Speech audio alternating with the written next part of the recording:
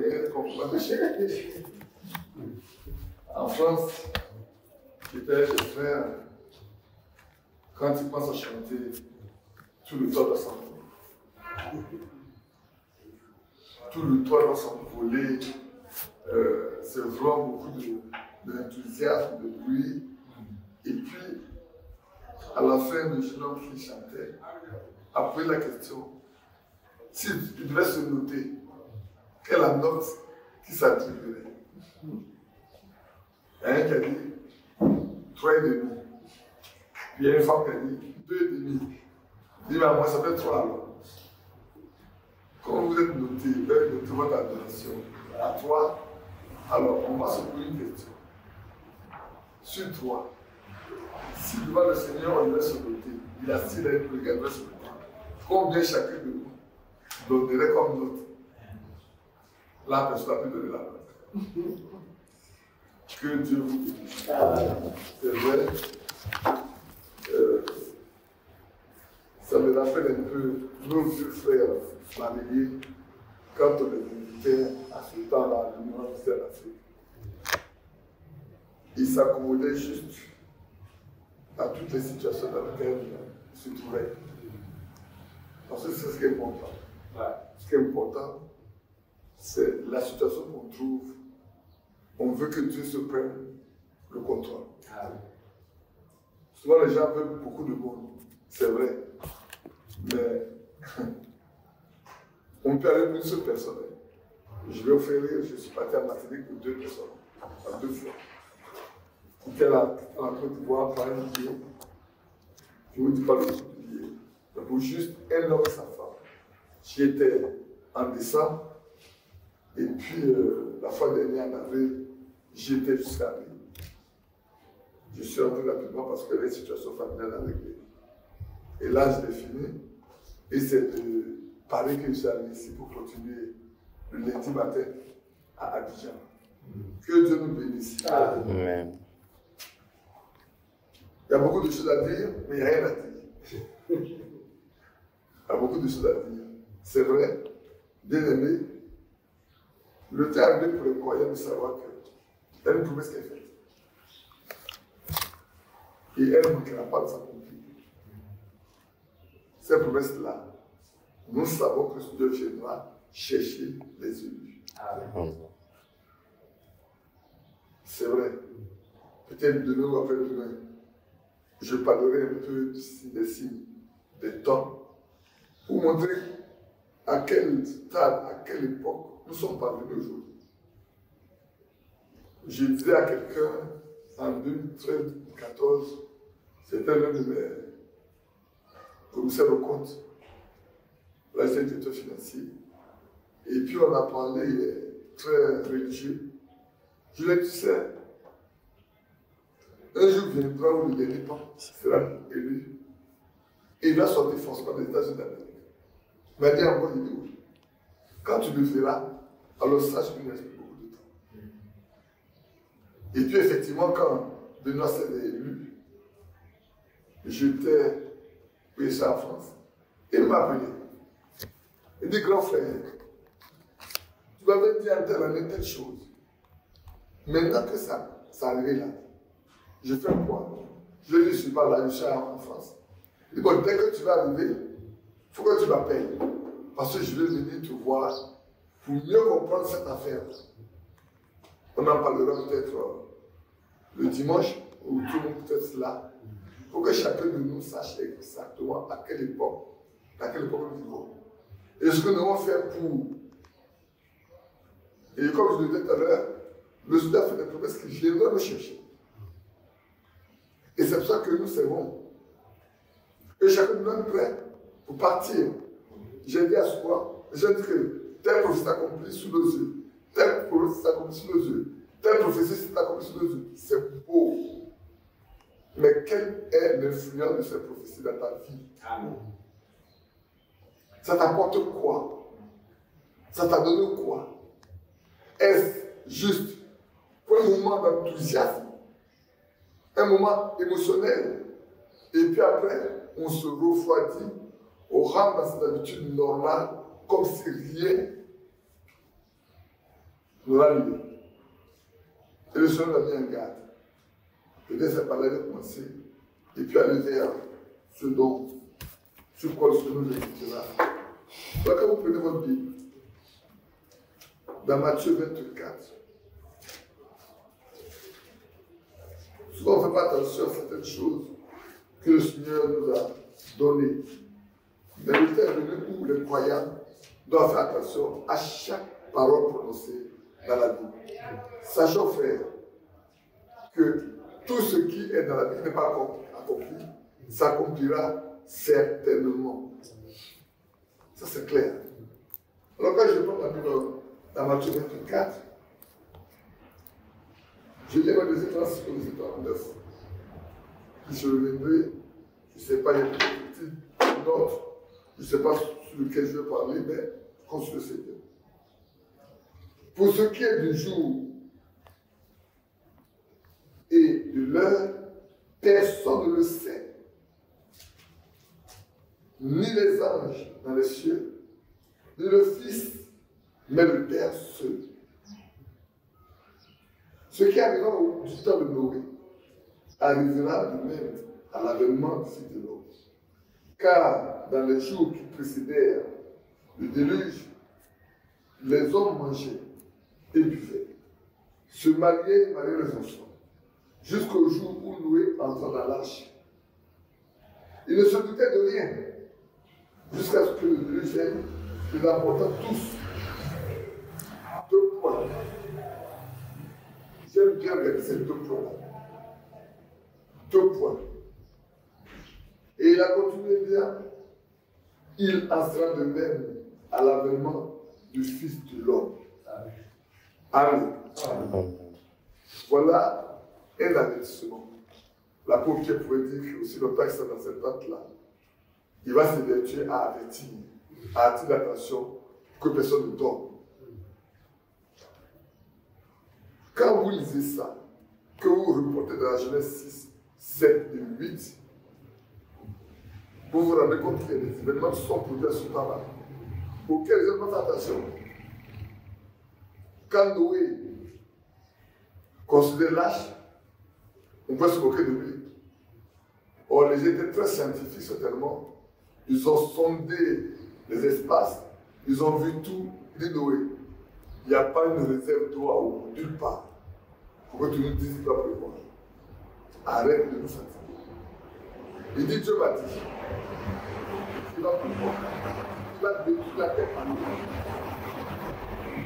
On a sondé, on a examiné, on a lancé tout de soir. On ne trouve aucun moyen de voir si elle ne l'a pas fait. Alors les gens menaient une vie simple et joyeuse. Manger, c'est normal, non? Construire, c'est normal, non? Marier ses enfants, c'est normal. Il y a rien de dangereux à ça. Mais ce qui est malheureux, c'est que ne pas faire attention à ce que nous disions. Et j'aime faire rire souvent, je dis, la chaîne n'est pas une faire rire. Les frères, même la tortue a quitté la brousse et est venue monter dans l'âge. Même la mille-pattes est venue monter dans l'âge. C'est faux? L'escargot, dans tout ça, l'entrée monter dans l'âge. La mate religieuse est venue. Le caméléon. Tous les animaux sont venus par couple pour monter dans l'âge. N'ont-ils pas fait attention à ça?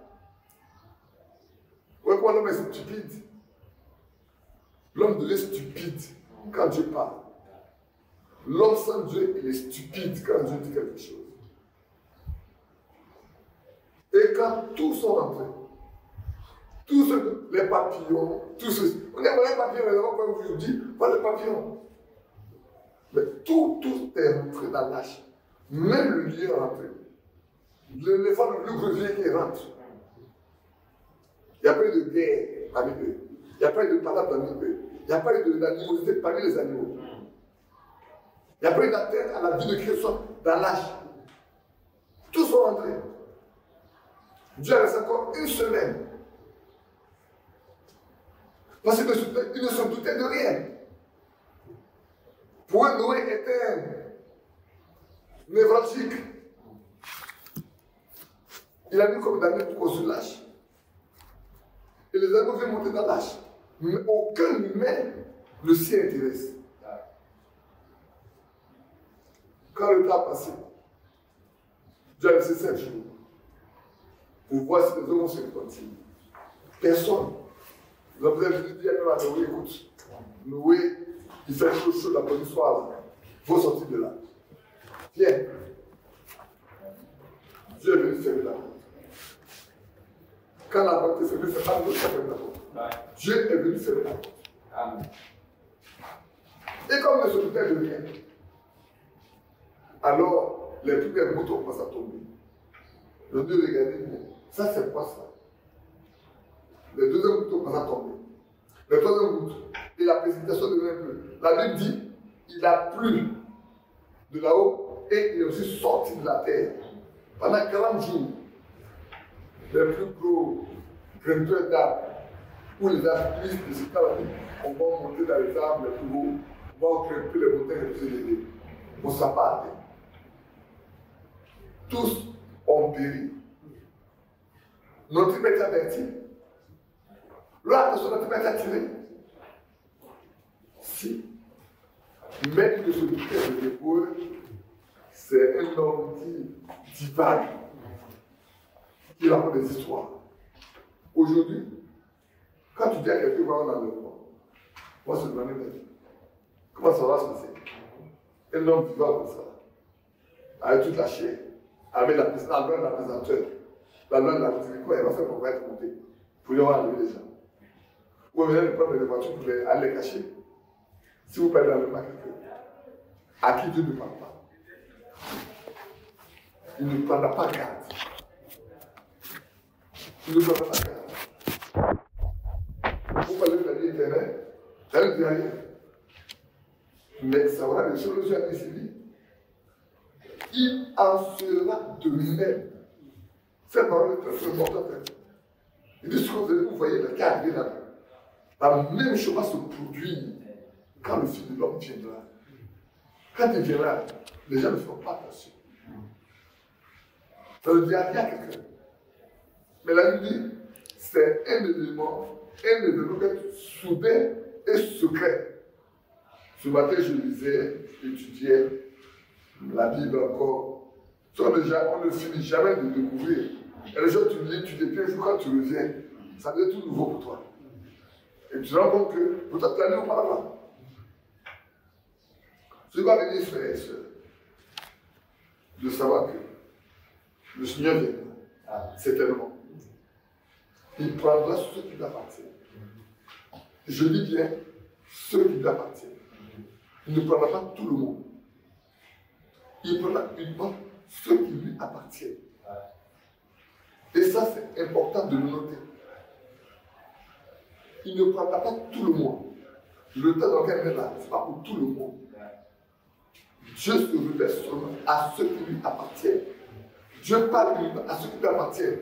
Beaucoup de monde peuvent écouter, entendre, mais ne feront attention que uniquement ceux qui lui appartiennent. Regardez bien, quand le Seigneur, dans le livre de Matthieu, 24, quand les disciples posent la question, il dit, mais quel de ces événements, qu'est-ce que Jésus a fait ainsi, et la fin du monde? Il leur a donné un signe sur Jérusalem. Et quand vous voyez qu'il a investi, que celui qui est sur le toit ne le sache pas. Parce que dans le champ, il ne vient pas à la maison. Priez pour que votre fuite ne se passe pas d'hiver. L'investissement de Jérusalem a eu lieu en 2 temps. Je l'ai lu la fois dernière, j'ai regardé le film de Vespasien. Autant de. Comment il s'appelle ce roi qui a dit tous ces. Titus, comment il s'appelle Titus? Quel est venu pour investir Jérusalem? Les Juifs étaient tellement unis qu'ils ont fait une forte opposition. Les Romains n'ont pas pu. Et puis, ils n'ont pas dit.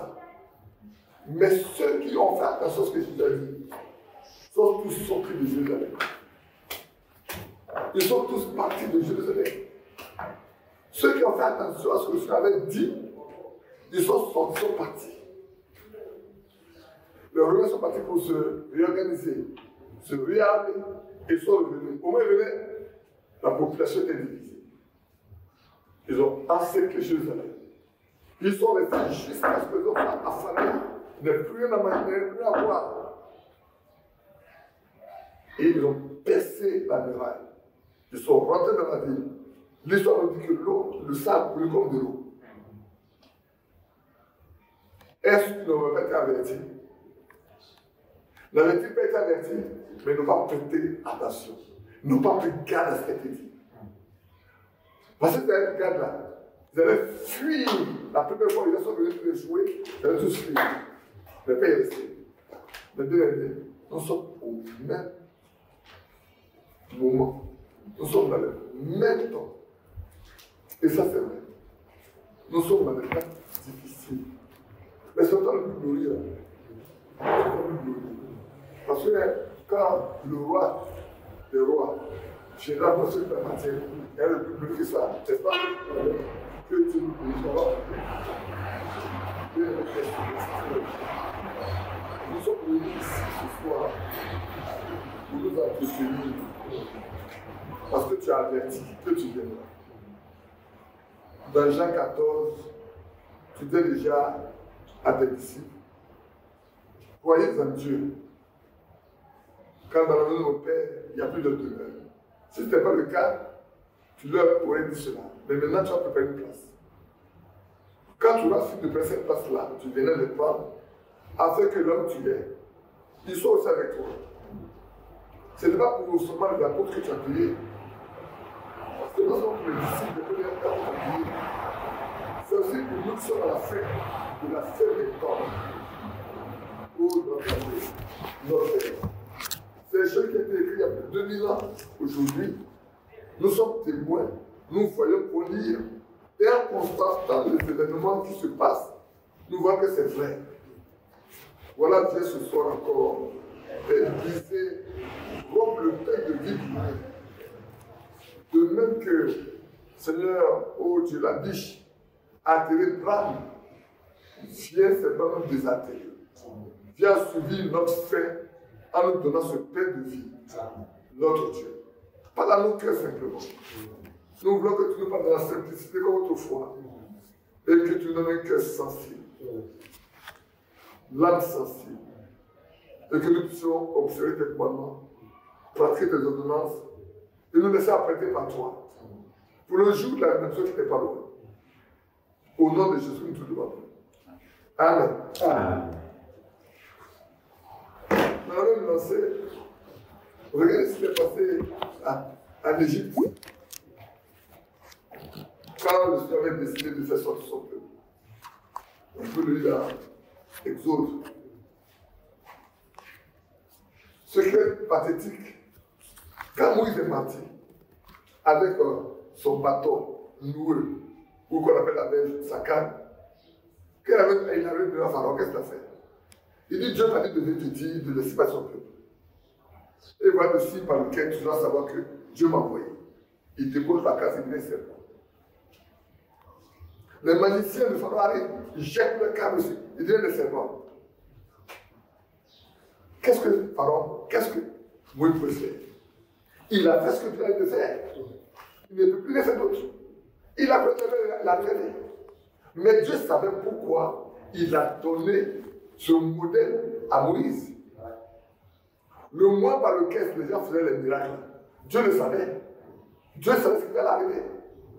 Et le serpent de Moïse s'est levé. Il a groupé chacun d'eux. Quand ils ont fini, Moïse s'est abaissé. Il a pris sa canne. Il a pris toute la puissance qui existait en ce milieu-là, l'a tout pris sur lui.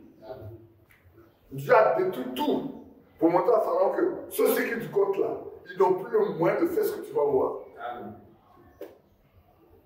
Bien aimé frère, chaque fois que Dieu veut faire une chose, il avertit, il prévient. Mais l'homme ne prend pas garde. L'homme ne fait pas attention. Je viens de parler de certaines choses, il n'y a pas de tableau. Mais je vois, on en parlera, on va après. Moïse est parti. Qu'est-ce qu'ils sont revenus? Il a changé nous ensemble. Ils ont imité. La souterraine, ils ont imité. Il les a poussés à l'extrême. pour que la résistance soit forte. Et puis il a dit à Moïse, prépare le peuple. Vous allez sortir maintenant.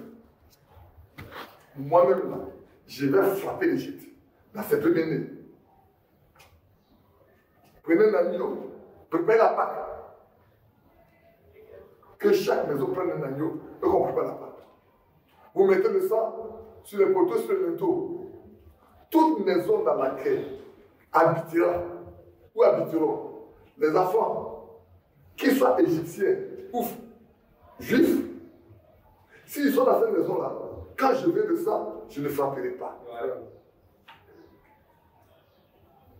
Moïse a exécuté l'ordre divin. Frère, le temps est arrivé où le croyant doit exécuter l'ordre divin. Amen. Tu veux subsister, tu dois exécuter l'ordre que Dieu te donne. Amen. Si tu refuses d'exécuter, tu mourras. Ce jour-là, on peut se moquer des juifs. Depuis qu'on a mis les gens mettre du sang sur la porte, ça sert comme ça. Mais tous ne sont pas fous en Égypte. Tous n'étaient pas fous. Parce que plus tard qu'à Moïse, on dit que les ramassis sont joués à eux. C'est ce qu'ils ont observé. Ils ont vu ce que le Dieu de Moïse a fait. Ouais.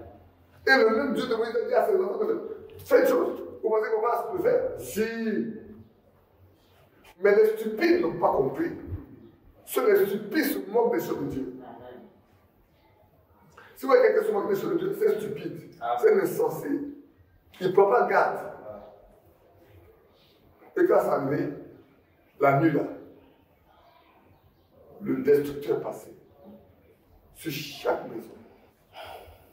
Jusqu'au matin, là où le sang n'a pas subsisté, là où les linteaux n'ont pas été peints, tous les premiers-nés, y compris le premier-né de Pharaon, c'est mort. Il les avait chassés. Et quand il les a chassés, il pensait pas les détruire plus tard. Mais, écoutez-moi bien, le Dieu que nous servons là, j'aime lire le psaume 139. Vous savez pourquoi j'aime lire le psaume 139? Parce que le psaume 139 nous dit que tout ce qui nous concerne, à part qu'on naisse là, est écrit dans le livre.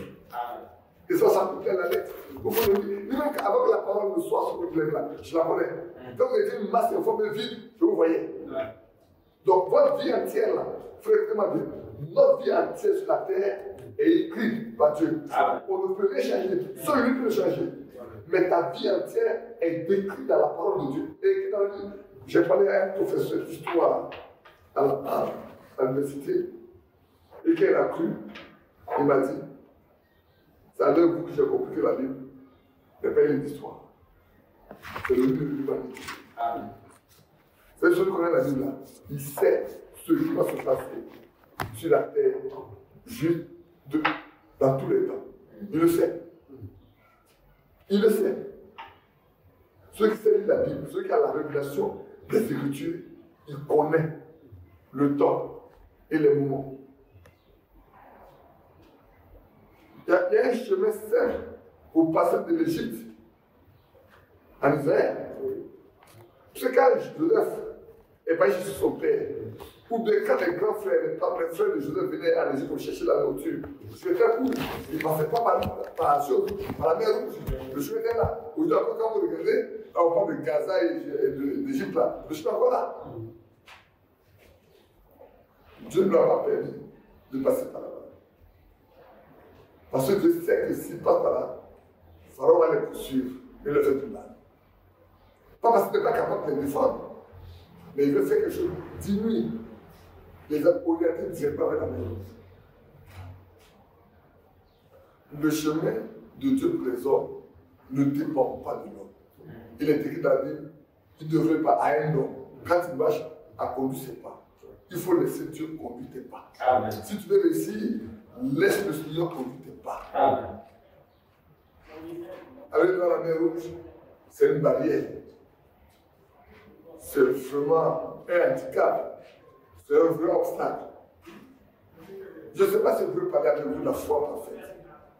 Je ne sais pas si vous pouvez. Mais on a beaucoup de jours, je crois. On a ce soir, si demain matin on a le temps de ce que vous me parlez, on en parlera en midi. S'il y a des questions, on prend des questions. Dimanche matin, si vous voulez, on en parle. Dimanche après-midi, On n'a pas le même temps. Je parle mon avis. Dieu savait que Pharaon va poursuivre le peuple. Mais va le mettre un obstacle. Que ça arrive dans la mer rouge. Alors le peuple a peur. Le Dieu qui a fait des miracles, que vous avez vu, est-ce qu'il n'est pas présent? Il est toujours là. Mais le peuple a peur. Et M. Ba a crié, Moïse, Moïse, ne va le faire.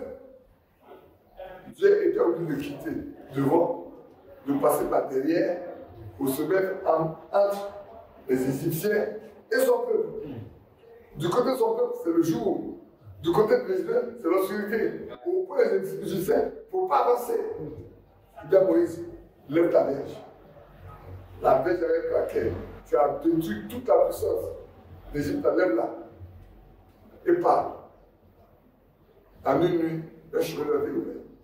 Frère, il y a toujours un chemin pour un frère de Dieu. Amen. Aucun obstacle n'est plus grand que Dieu. Ouais.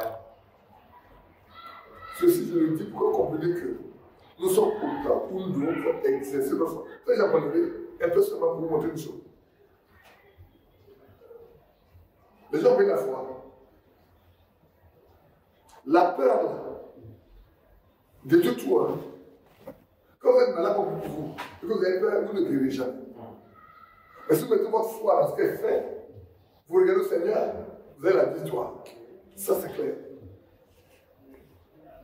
La nuit au matin, Dieu a fait un chemin dans la mer rouge. Le peuple a passé. Les Égyptiens passaient également que c'est pour eux. Mais au point Moïse a dit, ces Égyptiens, vous voyez là, vous ne les verrez plus jamais. Et c'est vrai, quand le peuple a passé, l'Égypte a tout perdu. Ils sont partis. Mais vous connaissez la suite. Je ne vais pas faire une histoire parce que vous étudiez la Bible. Alors, en revenant, pour vous dire que le croyant que nous sommes aujourd'hui, Dieu ordonne que dans la foi.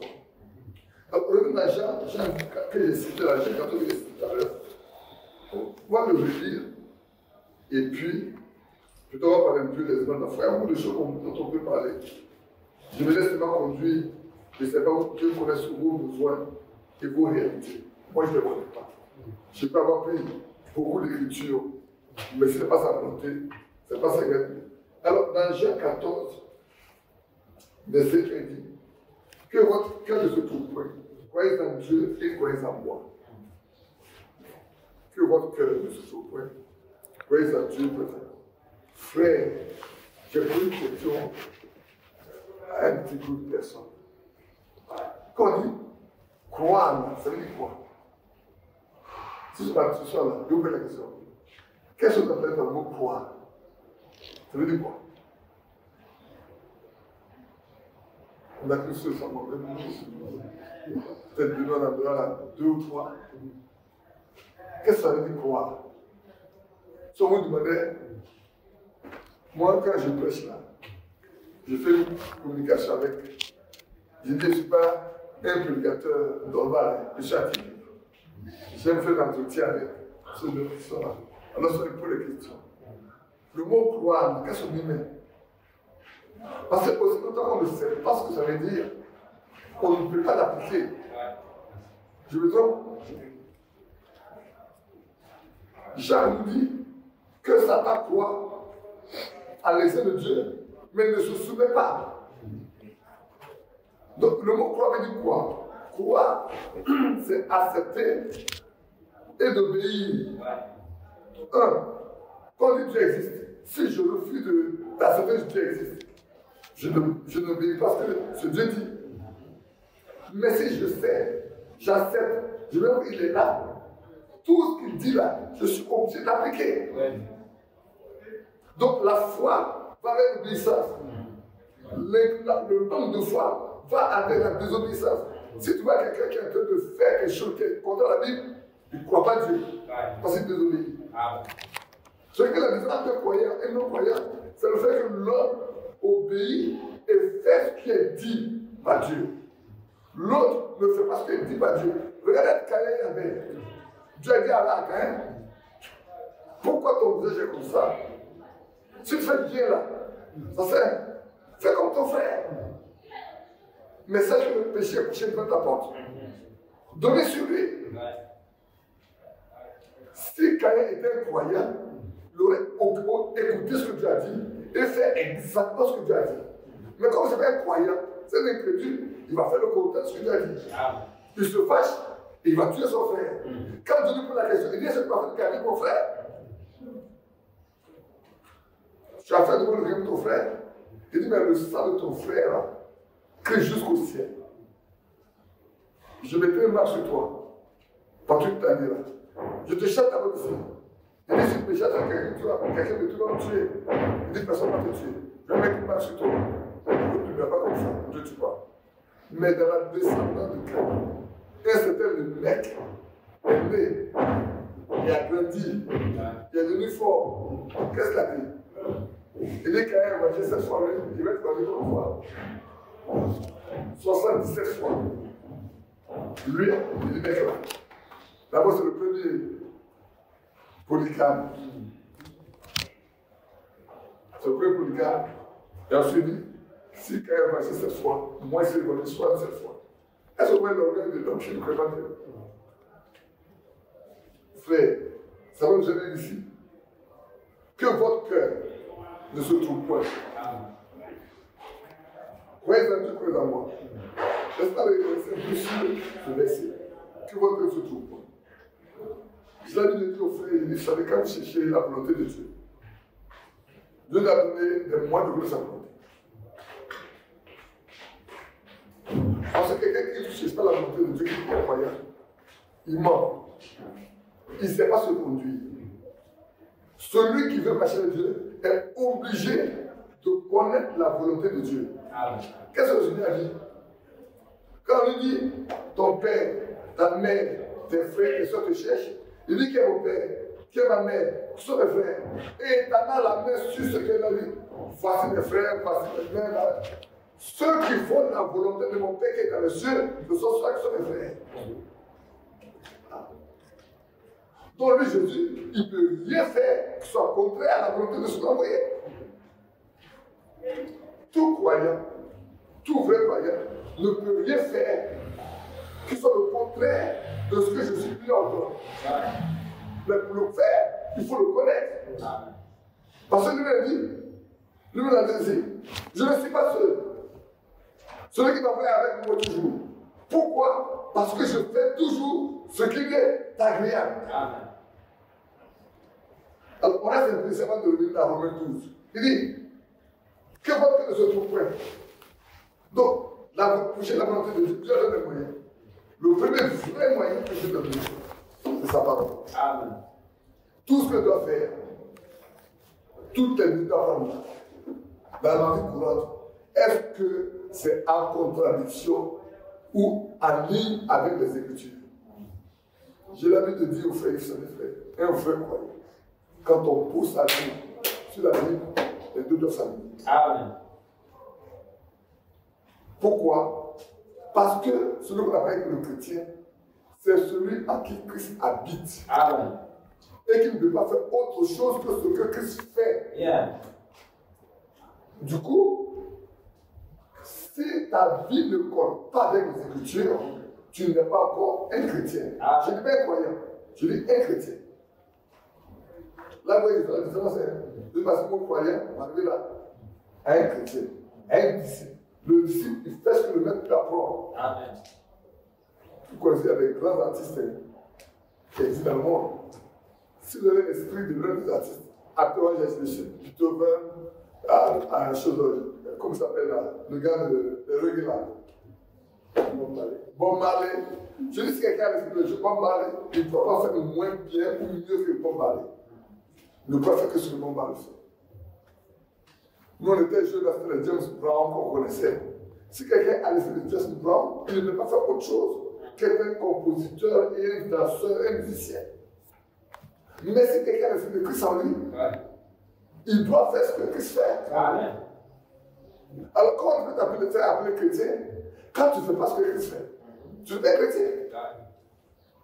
Donc, Dieu a donné les éléments pour connaître sa volonté pour qu'on ne sorte pas de sa volonté. Le premier élément, c'est sa parole. Est-ce que ce que je pose comme acte, ce que je fais, est en ordre avec la Bible? Le deuxième élément, vous pouvez le lire dans Genèse, dans Nombre, c'est les visions. Il dit, s'il y a un prophète au milieu de vous, moi, ce n'est pas des visions et des songes qui viennent me révéler à lui. Donc, un croyant, il peut avoir des visions, il peut avoir des songes, par lesquels Dieu lui dit ce qu'il a à faire, comment il doit le faire. C'est vrai. On prend la Bible, on prend les visions, on prend les songes. Et puis, il y a un autre élément. C'est le cœur. Le cœur de l'homme. Là, il me dit, mes frères, comment ça se fait? Quand vous décidez de faire une chose, ou de prendre une décision, ou de parler, le chrétien, habituellement, son cœur est toujours en paix. Amen. Son cœur ne se trouve point. Mais si vous décidez de prendre une décision, ou de poser une acte, ou de dire une parole qui se trouve, arrêtez-vous, ne continuez pas. Merci. Vous le faites, vous allez sortir de la volonté de Dieu. Amen. Vous sortez complètement de la volonté de Dieu. Ça, il faut l'expérimenter, il faut l'avoir expérimenté pour savoir de quoi il est question. Ce que je vous dis, peut-être ça peut passer par là déjà, ou vous n'êtes pas encore passé, mais faites attention quand vous voulez prendre une décision, agir d'une manière, ou dire une chose à quelqu'un, et puis votre cœur se trouve, n'y allez pas, arrêtez systématiquement. Dieu n'est pas dedans. Amen.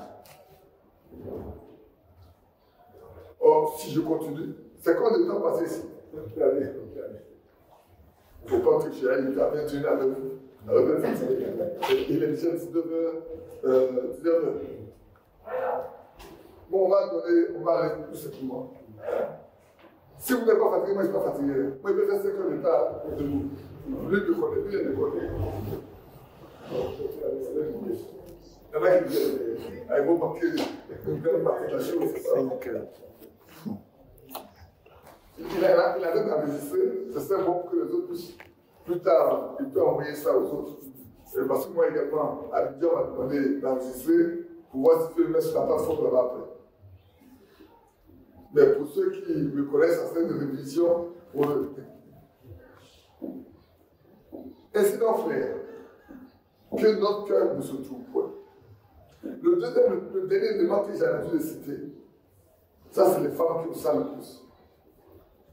Ne méprisez pas souvent les avertissements, pourquoi je peux appeler ça encore autre chose. Une intervention de votre femme quand vous voulez prendre une décision. Faites attention. C'est la fois dernière, il y a un frère qui a reçu, c'est pas la fois dernière, il y a quelque temps, un frère a reçu un vieux frère européen qui arrive chez lui. Et puis sa femme lui a parlé dans la langue. Il dit, l'homme qui est venu là, il n'inspire pas confiance. L'homme n'avait rien dit encore. Il est venu avec un frère. Et puis, la femme dit à son mari, celui qui est venu là, il n'inspire pas confiance. Vous les femmes, vous avez trop parlé. Quelqu'un qui a dit, tu n'inspires pas confiance, tu as fait quoi? Et puis là, comme ça, c'est sa cuisine. Pour les reçoivre, c'est sa cuisine. Et puis, l'entretien a commencé. L'entretien commence, ça avance. Et puis, cet homme-là, il rentre dans un domaine. Alors, le frère réagit. Sa femme lui dit, c'est pas ce qu'il te dit là qui vient. Ce qu'il te dit là, c'est pas ce qui vient. Et puis la poussée dit, frère, ce que tu dis là, prends-moi la Bible et montre-moi comment ça va se passer. Et puis il dit, on n'a pas se fâcher. C'est pas pour faire de la colère ici. Non, ce que tu dis là, je vais t'expliquer par la Bible. Tu ne peux pas me dire ce que tu dis. Si tu ne l'expliques pas par la Bible. Je vais dire que tous les exemples ont été posés jusqu'au maintenant, c'est faux. Mais explique ça pour qu'on puisse corriger. L'entretien est plus simple. Mais pourquoi? Parce que la femme a eu l'intuition, une forte intuition en elle, que celui qui est venu là, il y a un problème. Et ça, moi, j'ai expérimenté avec ma femme de fait, de sorte que quand elle parle, je me tais d'abord, je vais observer. J'observe. Du coup, ça t'évite de faire, de prendre des actes ou de faire des erreurs que tu peux regretter. Donc, l'intuition, c'est quoi? Souvent, tu es là, c'est vrai, tu es sûr que telle chose va arriver, mais tu ne sais pas comment expliquer rien. Tu es sûr qu'il n'y a rien, il n'y a même pas de base. Mais tu ne peux pas expliquer rien. Que cette chose arrive. Mais tu sais que ça va arriver.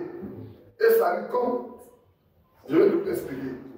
Donc, Dieu a donné à ses enfants les moyens de prendre sa volonté. C'est là que nous prenons j'étais là pour bien précis. Que votre cœur ne se trouble point. C'est énorme. Faites tout pour que votre cœur ne soit jamais troublé dans votre marche. Votre cœur est toujours en paix. Soyez en paix. C'est écrit dans la Trinité, non? Il dit faire connaître à Dieu vos besoins par des prises d'explication. Et l'Esprit de Dieu soit gardez votre cœur en paix en Christ. Du coup, le chrétien doit observer la paix de Dieu qui lui vient. On doit faire attention. Et je te dis, croyez en Dieu. Que votre cœur ne se trouve pas. Croyez en Dieu, croyez en moi. Croyez en Dieu. Ne laissez pas votre cœur troubler par quoi que ce soit. Amen. Veillez que votre cœur ne se trouve pas. Faites attention avec votre cœur ne se trouve pas. Bien, c'est très important pour le temps dans lequel nous sommes. Où est-ce qu'on est parti? On est parti simplement de l'avertissement du temps de Noé pour en arriver ici et pour nous dire, pour nous garder à nous. Pourquoi est-ce qu'il y a eu autant de Noé? Ne nous arrive pas. Pourquoi est-ce qu'il y a eu à Israël, de l'Égypte, à la mer Rouge, ne nous arrive pas? Je ne sais pas si vous suivez l'ordre. Et on arrive ici où on doit connaître la volonté de Dieu dans tout ce qu'on fait. Et c'est comme ça que Moïse a marché avec Dieu. Et je vais vous dire, il n'y a pas un seul vrai serviteur de Dieu qui s'enlève à faire une chose aussi longtemps qu'il n'a pas reçu de Dieu un ordre divin. Prenez tout depuis l'Ancien Testament jusqu'au Nouveau Testament, dans le grand compte que tous les serviteurs de Dieu ont toujours tout fait selon l'ordre divin. Et si nous prétendons être des chrétiens, nous devons pouvoir faire les choses selon la volonté du Dieu qui nous parle, que nous voulons servir, avec qui nous voulons marcher. En dehors de ça, nous sommes forclos. C'est ça que c'est très clair. Je vais aller tout de suite sur Romains 12, mais c'est très clair que notre cœur se trouve. Croire à cette le salut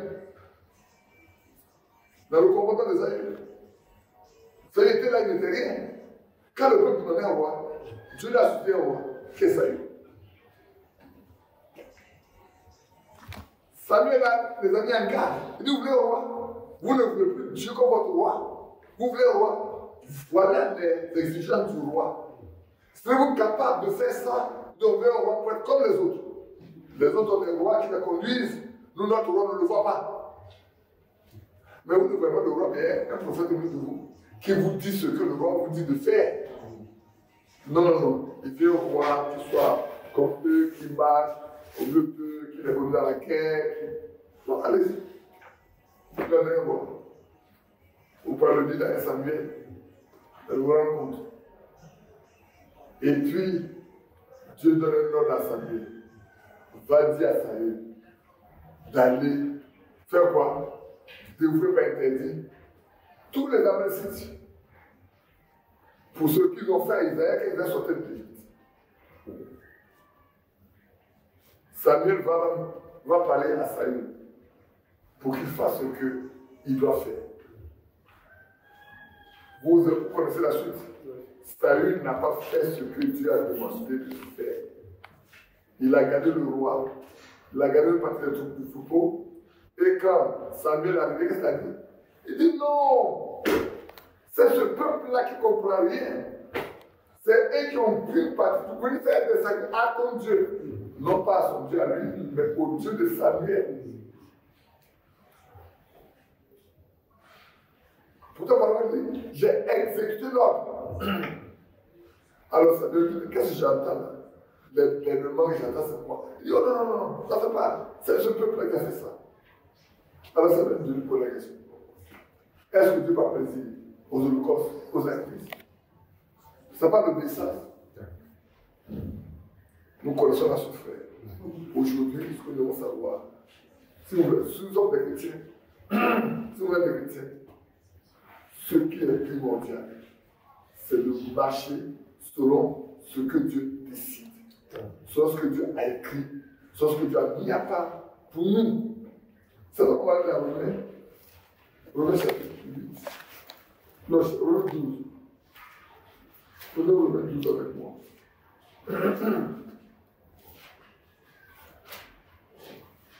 Ici également, il y a de très grandes leçons que nous autres, un vieux frère suisse, nous a appris.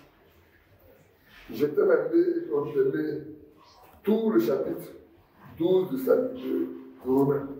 Parce qu'il y a tellement d'enseignements dedans. Des choses tellement précieuses qui sont dedans. Pour la marche du croyant.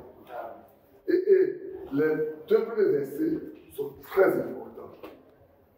Il dit, je vous exhorte donc, frère, par la compassion de Dieu, à offrir votre corps comme un sacrifice vivant, saint, agréable à Dieu, ce qui est de votre part un culte raisonnable.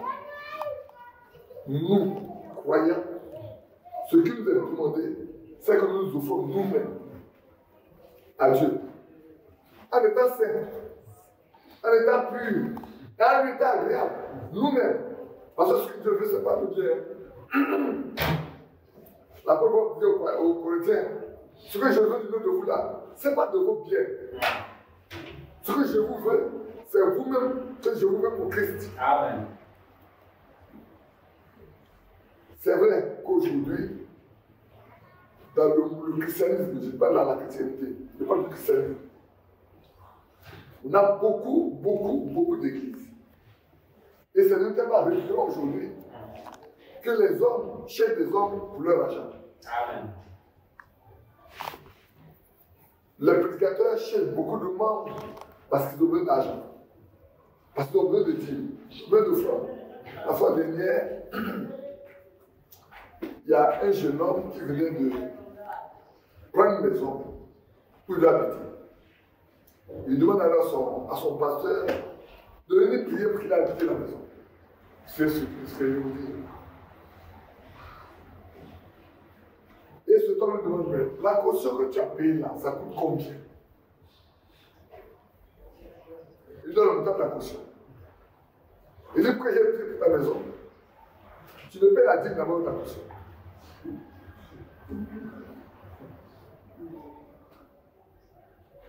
Si j'ai eu l'argent pour payer cette caution pour venir cette maison, mais mon prière dit que tu sois un peu dans cette maison, je paye la caution. Donc aujourd'hui, il n'y a pas plus de plaisir à donner qu'à recevoir. On aime plutôt recevoir que de donner. Et ça, c'est un cas. Le même cas, c'est une autre dame. Aussi, elle est une maison, elle paie la caution, elle va, il appelle son pasteur, je paie la dîme de la caution. En d'autres termes, désormais, mon bulletin de salaire, ton bulletin, tu viens de déposer ça devant moi, tu sais combien tu gagnes, et puis tu paies la dîme, quoi. Du coup, on se rend compte aujourd'hui, les églises sont créées, les églises sont naissent pour enrichir les hommes. Ouais. Parce qu'on ne cherche pas le moyen de coller l'âme de ces personnes à Dieu. Aujourd'hui, ce qu'on doit faire, ce n'est pas de tourner le regard vers nous, mais de tourner le regard vers Christ. L'homme n'est rien du tout. L'homme est faillible. Ouais. L'homme est mortel. L'immortel, c'est Dieu. L'immortel, c'est Christ. L'infaillible, c'est le Seigneur. Lui qui est mort pour sauver, c'est lui. C'est pas un homme. Ouais. Du coup, quand on tourne les regards vers les hommes, c'est qu'on a faussé le chemin. Ici dit, je vous exhorte donc, frère, par la compassion de Dieu, à offrir vos corps. Vos corps. Nos corps ne doivent pas être source de souillure. Amen. Aujourd'hui, les gens organisent, je vous le dis, comme quelqu'un dit, vous aurez des matchs de football des femmes et des hommes. C'est souvent dans les plages comme ça. Les femmes sont en short, les hommes sont en short, et puis on est en maillot de bain, et puis on est tous en villégiature pour les choses devant la mer. On s'expose comme des païens. C'est pas avec les chrétiens. Nos corps, Dieu a créé l'homme et la femme qui sont différents. De sorte que la femme n'est que pour son mari. Elle n'a pas à s'exposer pour les autres. Une femme n'a pas à s'exposer pour d'autres. Elle doit, son corps là, c'est un corps qui est destiné à un seul. Le seul, c'est son mari. Malheureusement, c'est ce qu'on voit aujourd'hui. Une fois, on est parti en mission quelque part dans un village, quand on venait avec les frères, et bien, il y a un mariage de nos petites filles là, on va passer pour moi. On arrive là-bas, je m'assois avec les autres. Je n'ai pas pu l'aider pour participer à la cérémonie du mariage. Alors, j'ai tout fait pour quitter un peu plus tôt. J'ai trouvé un avion pour quitter. Dès qu'on a pris la voiture, on est tous sur la route. Il y a fait une m'a dit, tu as souffert aujourd'hui. Il dit, moi, c'est pas ce qui a souffert. Et vous, non, vous êtes d'accord, ce qui se passe là-bas. Ce que vous voyez là, c'est un malade de croyant. Ou c'est un malade de non-croyant. Ah, vous êtes d'accord avec ça, peut-être heureux. Mais moi, mon âme n'était pas d'accord avec ça. Mais je ne peux pas aussi les reprocher parce que ce n'est pas mon église. C'est l'église d'un frère.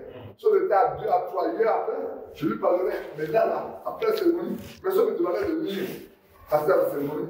Elle a dit clairement non. Si on me demande pourquoi, je dis mais ça n'a rien à voir avec la vie. Mais comme on ne m'a pas demandé, je ne me mets pas dedans. Frère, aujourd'hui, nous devons vraiment être sérieux avec notre foi. Amen. Ici, à propos de votre corps, Dieu le veut saint, pur et agréable. Amen. Nous devons nous offrir nous-mêmes à Dieu. C'est une devoir pour toi. Je dis, je ne vais pas partir plus. Quand je chante avec nous, on ne comprend pas. Je ne vais pas partir plus. J'abandonne tout. Quand vous prenez les yeux de la foi, j'abandonne tout.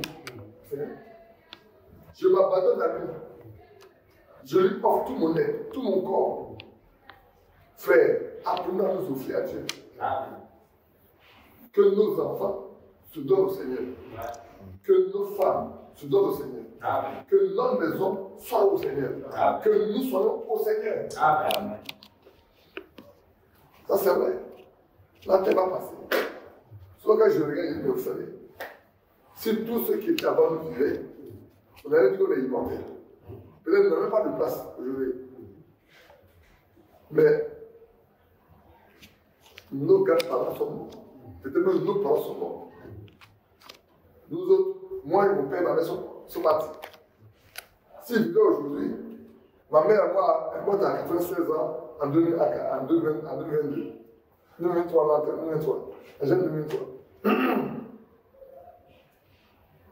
Mais, donc, moi qui suis là, je suis de passage aussi. Un jour donné, tu as quitté. Ce n'est pas le fait de partir qui a un problème. Mais c'est où tu as passé l'éternité. Parce que toutes les décisions que nous prenons aujourd'hui conditionnent là dans passage l'éternité. Toutes les décisions que tu prendras de ton vivant va déterminer la passage l'éternité. Sachez une chose, frère. La mort ne change pas la condition de l'homme.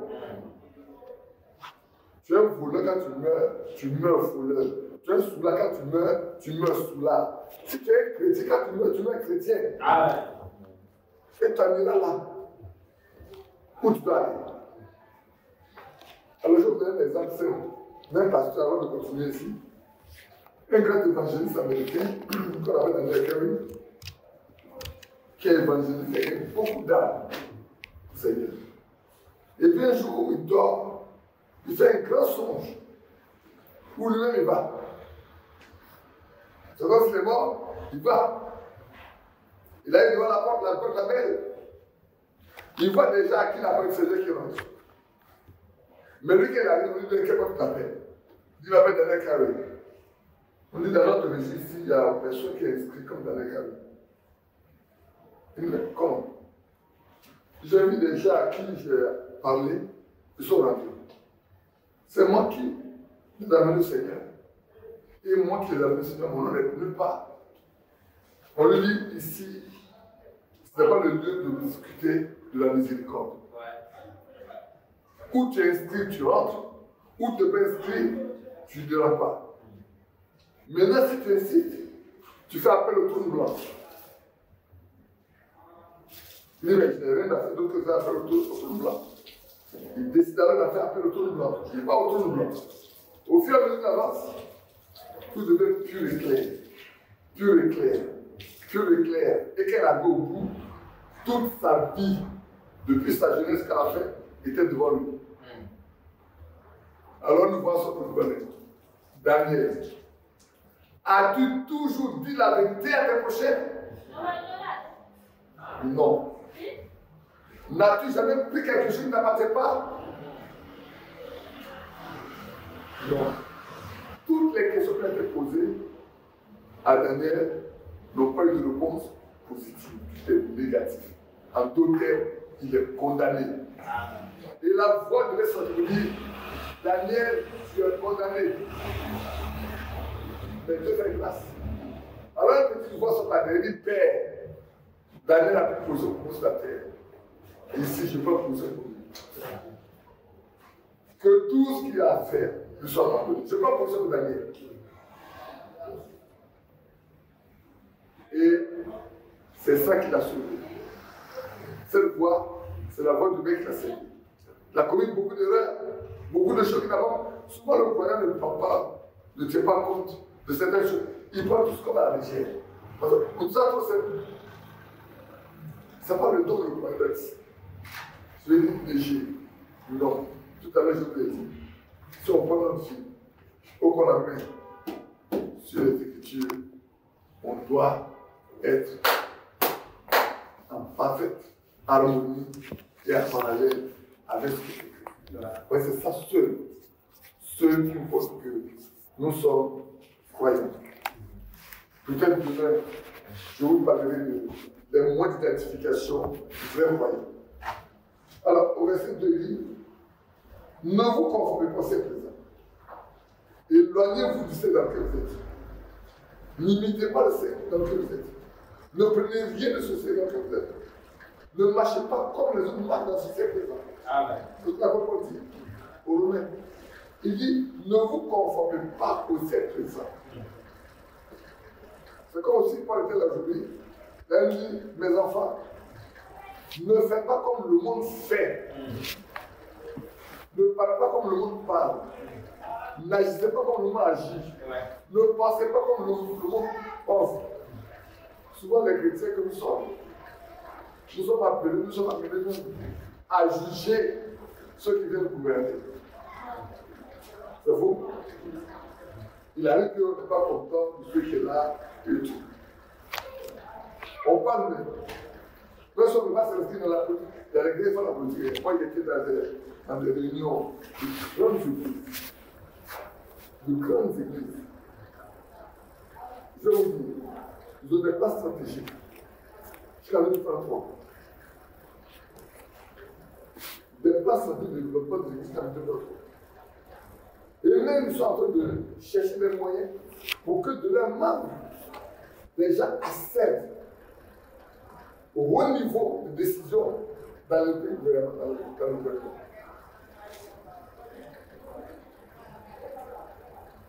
Il dit, mais qui ne veut pas faire la politique?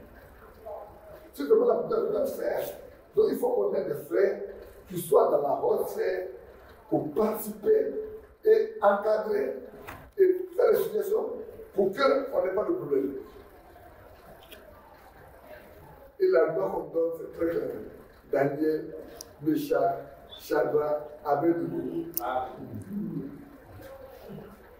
C'est faux. Le prophète de la royauté, David était un roi. Salomon était un roi. Il y a beaucoup d'arguments. Mais Jésus était roi. Il a dit, mon royaume n'est pas d'ici là. Quand le Dieu est venu, tu vois, tous les royaumes sont en matière. Tu te prosternes d'abord, tu te tombes. C'est ce que notre maître, on a proposé notre maître. On a proposé à notre maître. Le démon, Satan, propose à notre maître de lui offrir le royaume de la terre là, gratuitement. Le Seigneur, sachant que lui, pour racheter, il ne peut pas accepter ça. Lui a donné Satan pour ça? Non. Si l'homme me dit que ce royaume n'est pas lui, comment nous, qui prétendons être ses serviteurs, allons-nous prendre possession de ce royaume qui ne lui appartient pas? Vous pouvez le lire dans Daniel. J'ai pris plaisir à lire ça dedans. Parce que dans Daniel, je vais vous lire aujourd'hui. Et donc Daniel.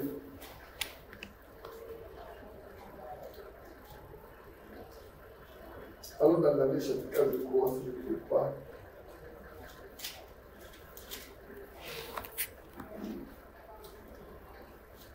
Vous prenez Daniel chapitre 2 d'ailleurs. Je lis le verset 16, verset 17. Je lirai également le verset 25.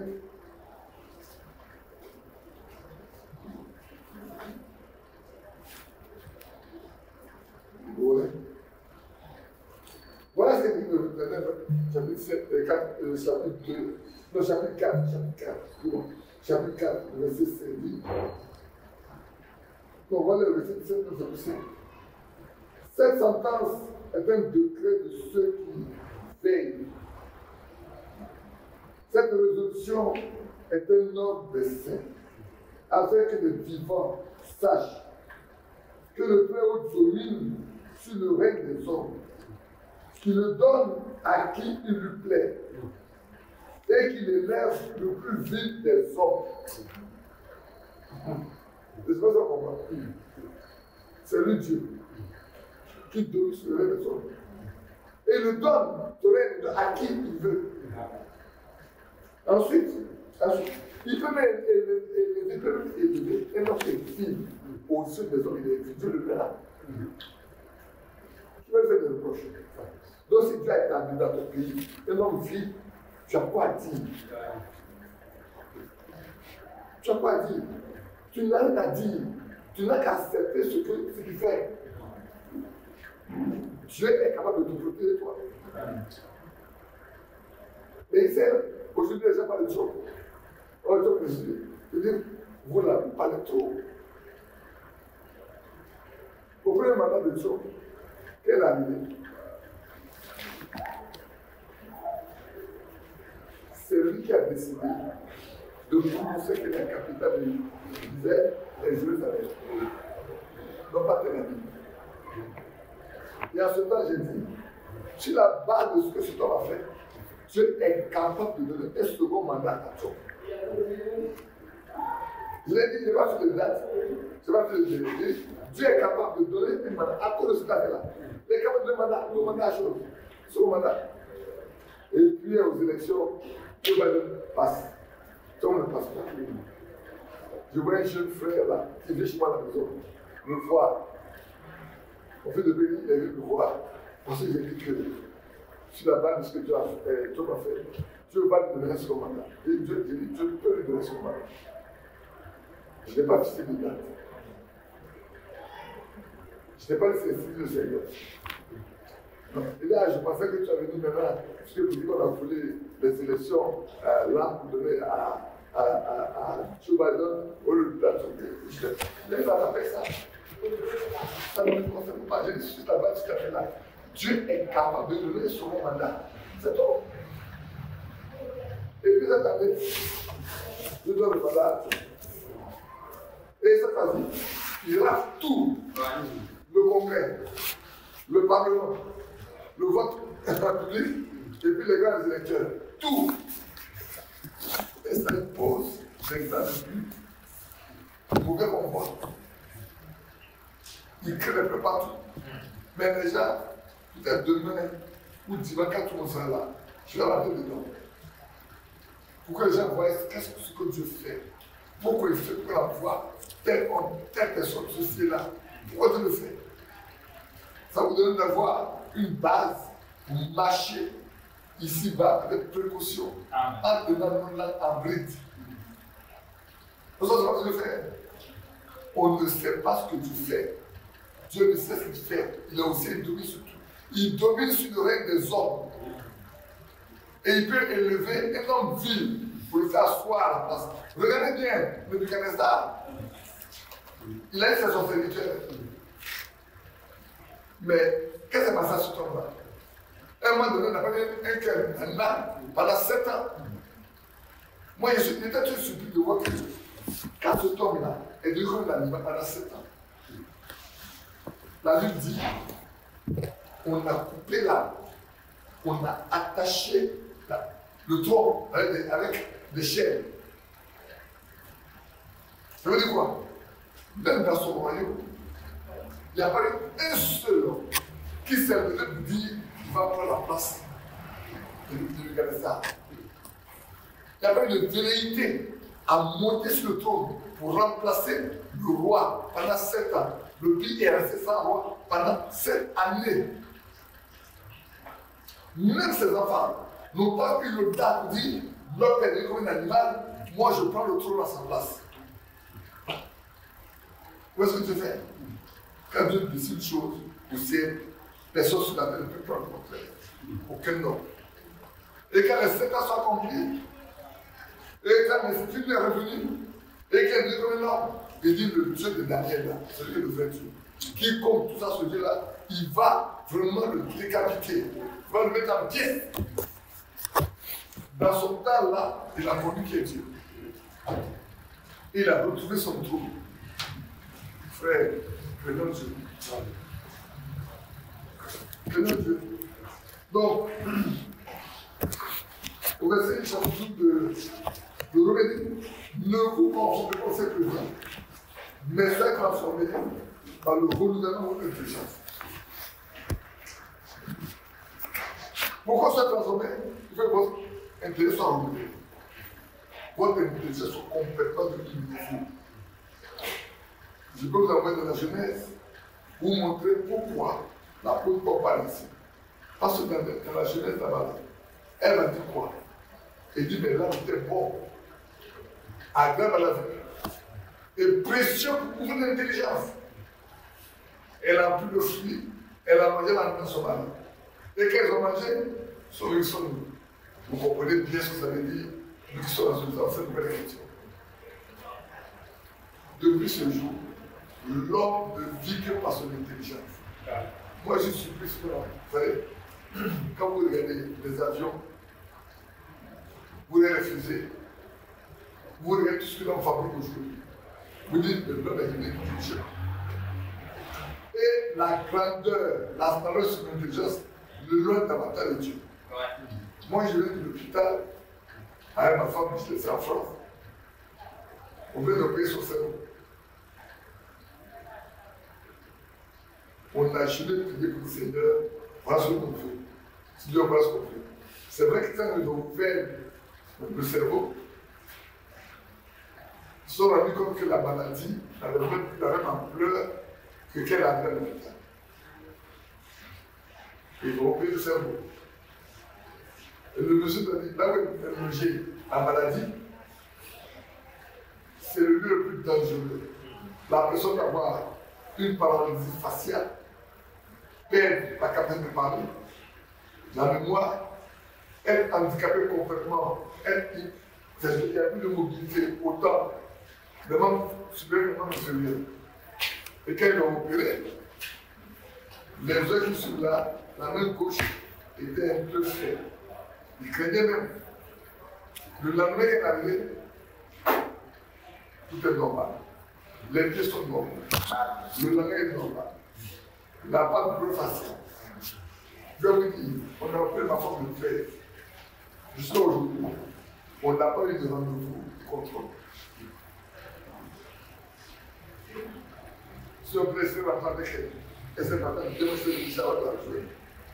Ou bien donner le rendez-vous si vous faites quelque chose à Abidjan, Je l'attendais, au moins j'allais la dire dans la journée, très tôt le matin, elle a le son d'homme, quel qu'il en soit.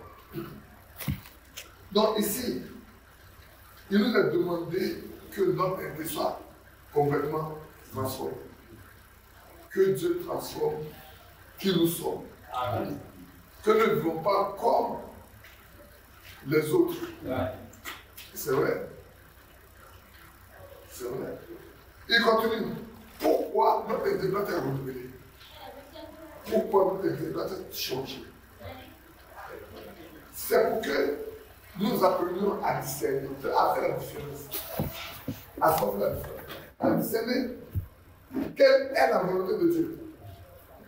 À comprendre quelle est la volonté de Dieu. Dans notre vie, dans la vie de nos enfants, dans le foyer, dans l'église, quelle est la volonté de Dieu? C'est important, frère. Tout à l'heure, on en a parlé. Quelle est la volonté de Dieu? Quelle est la volonté de Dieu? Un homme, je dis croyant, et qui ne connaît pas la volonté de Dieu ne peut pas prospérer. Amen. Ce n'est pas possible, frère. C'est ça que beaucoup de personnes aujourd'hui, ils perdent le nord. Quand ils arrivent à connaître de Dieu, ils perdent complètement le nord. Ils ne savent pas. Pourtant, la Bible est là. On nous dit comment faire pour y arriver. Nous devons connaître la volonté de Dieu. Nous devons savoir ce que Dieu veut. Amen. Frère, dans les époques, il y a des choses que Dieu fait que ceux qui sont en lui comprennent. Ouais.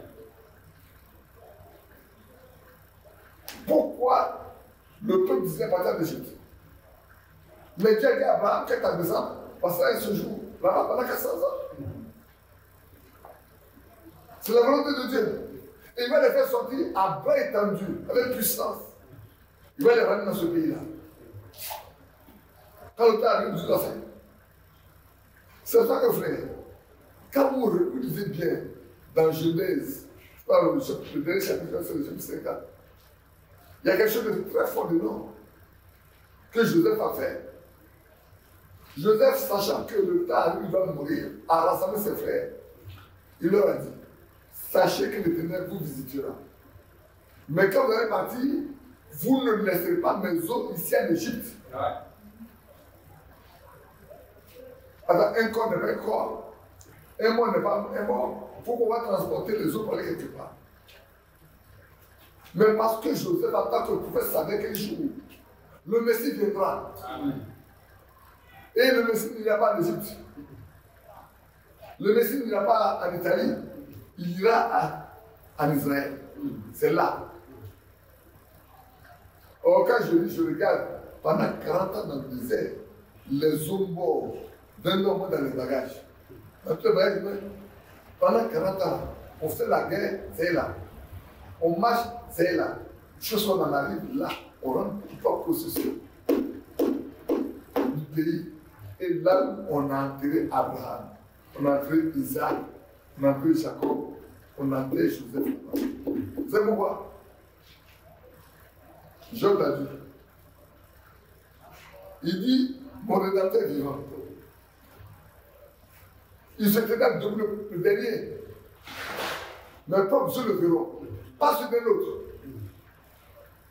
Son rédempteur est vivant. Déjà autant de gens disent le rédempteur est vivant. Il va venir. On l'attend. C'est pour ça que Joseph a demandé qu'on transforme ses eaux pour l'entrer là, dans celui-là. Et dans Jean, en Matthieu 27, à la résurrection, d'abord à la crucifixion, ce soir-là, la Bible dit, la terre trembla.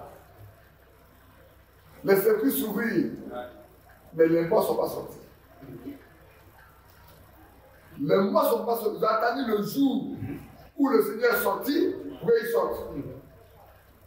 Parce qu'il est le premier ressuscité dans les morts. Et on les a vus. Frère, moi ça me fait quelque chose quand je dis ça. On les a reconnus, ils sont rentrés dans Jérusalem, ils ont marché dans les rues de Jérusalem, on les a vus. Et puis après, ils ont disparu. Et pourquoi? Dans Jean 20, quand Marie de Magdala l'a vu et qu'il voulait le tuer, non, ne le touche pas. Quand je ne suis pas monté vers mon père, votre père, quand je ne suis pas monté vers mon Dieu, votre fils, ne va dire à mes frères, que je l'ai poussé dans Galilée. En ce moment-là, il doit prendre son propre sang, aller l'offrir pour obtenir une rédemption éternelle. Et quand il partait, il a pris les scènes dans l'Ancien Testament avec lui. C'est pour ça que l'obligé à la croix devait mourir après Jésus. C'est pour ça que Anne, la veuve, qui a servi son passé dans le temple, devait mourir après Jésus. C'est pas Simeon devait mourir avant Jésus. Pourquoi? Parce qu'il doit faire partie de tous les saints de l'Ancien Testament. Afin qu'il les prenne et qu'il parte avec. Ça vous le dans Psaume, comme dans Éphésiens chapitre 4, chapitre 4, vous pouvez le lire là. Je ne vais pas vous faire beaucoup d'écriture. Désormais, où est-ce qu'il passe? Le lieu où sont les damnés en bas. Le seul des morts est damné en bas. Le seul des morts est vivant et en haut. Ah oui? Il a séparé ça. C'est vrai que souvent, quand vous avez les témoignages, on dit qu'il est monté. L'autre est descendu. J'ai beaucoup de témoignages, je ne peux pas vous fatiguer avec ça. Nous, dans ma propre maison, on a un témoignage de ce genre de fait. Quelqu'un qui est mort, qui, quand il est revenu, il nous explique comment ça s'est passé. C'est une réalité. Donc ici, il dit, c'est comme nous discernions quelle est la volonté de Dieu. Ce qui est bon, agréable et parfait. Si notre intelligence n'a pas été renouvelée, ce n'est pas sorti de la condition dans laquelle nos aïeux Adam et Ève sont rentrés. Ce n'est pas sorti de là. On ne peut pas connaître quelle est la volonté de Dieu. On ne peut pas savoir ce qui est bon devant Dieu. Ce qui est agréable et ce qui est parfait. Or, dans Matthieu 5, il est écrit que nous devons être parfaits comme notre Père c'est parfait. Amen. Frère, c'est le temps où le croyant doit être parfait. Dans toute sa nature, dans toute sa manière de vivre, dans tout manière de faire, il doit être un croyant parfait. Parce que Christ nous a arrivé à la perfection. Ça peut le lire dans Hébreu, avant dans Hébreu. Avant dans Hébreu.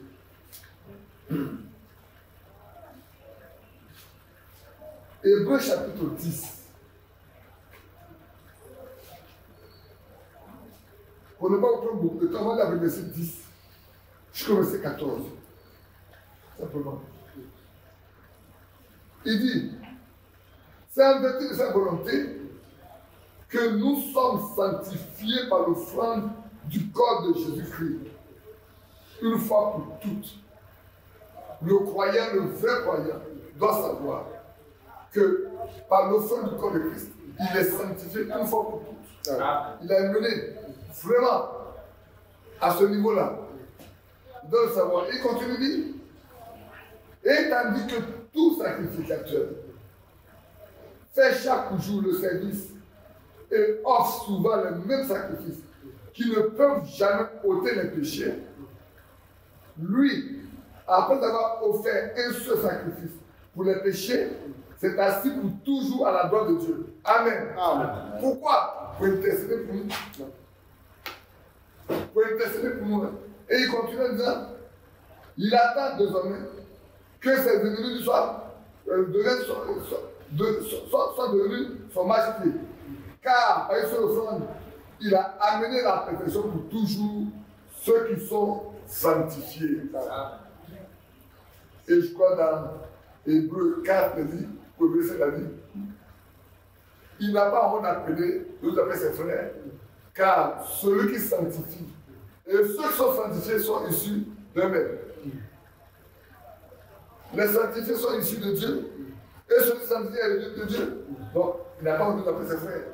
Frères, comment les croyants peuvent vivre aujourd'hui sur terre en démolissant le témoin de Jésus, en faisant tout ce que le monde fait, tout en se préparant des chrétiens, alors que lui, il nous mène à la perfection une fois pour toutes. C'est pour ça que quand vous arrivez dans Malachie 3, il a dit, le temps arrive où lui-même mettra la différence entre ceux qui le servent et ceux qui ne le servent pas. Ouais. Le temps arrive.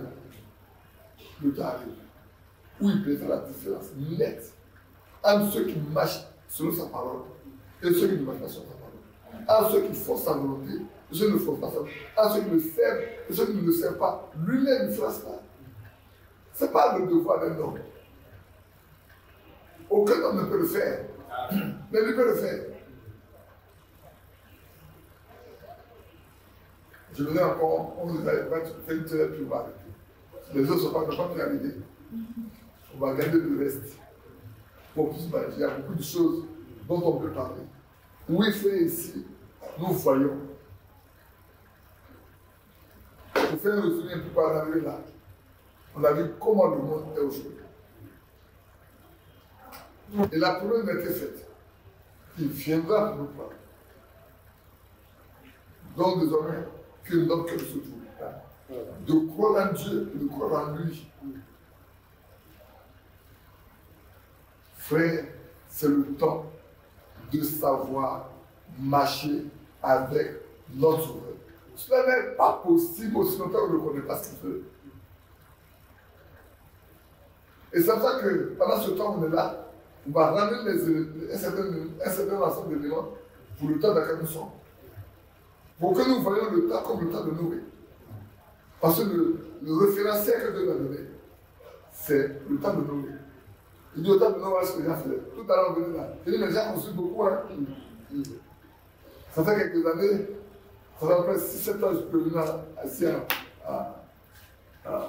avant 2011, avant 2011, tu es venu ici. Non, mais en 2013, 2014, on est venu ici pour faire, dans le cadre du port, le port centre de car, on a fait cette séminaire ici. Je ne sais pas, j'étais là.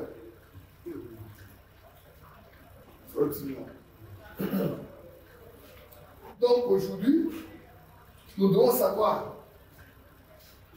quels sont les événements. Pour ne pas être comme au temps de Noé. Au temps de Noé, Dieu a tout dit, il a tout fait, il a tout montré. C'est notre référentiel. C'est le référentiel, frère. Chaque personne de frère. C'est le point de mise. Si on manque de comprendre ça, on doit manquer de tout comprendre. Donc, construire une maison, c'est normal. Comme on le voit. Se marier, c'est pas mauvais. Marier les enfants, c'est pas mauvais. Et manger, boire, c'est normal, c'est une vie normale. Mais dans cette vie-là, il faut tout se demander. Dans quel temps vivons-nous? À quelle époque vivons-nous? Quels sont les événements qui se produisent? À quoi servent ces événements-là? Quel enseignement que nous pouvons tirer de ces événements? Déjà, le Noé n'a pas tiré ça. Quoique Noé a parlé pendant tout le temps. Il a dit, il ne s'en doutait de rien. Notre Dieu peut averti? Si. Nous n'a-t-il pas parlé? Si. Nous n'a-t-il pas construit là? Si. Les animaux ne sont pas venus rentrer dedans? Si. Les essais ne sont pas venus? Si. Tout est rentré dans l'âge? Oui. Mais pourquoi les hommes ne sont pas laissés avertir?